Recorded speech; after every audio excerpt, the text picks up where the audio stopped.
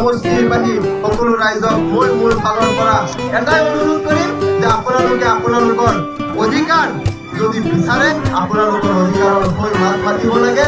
যদি আপোনালোকৰ অধিকাৰ কাটি আনিব লাগে, ৰাইহান ভাই মই এজন উচ্চ শিক্ষিত হৈ ইঞ্জিনিয়াৰিং কৰি আহি আজি ৰাইজৰ সেৱাৰ কাৰণে আগবাঢ়ি আহিছোঁ।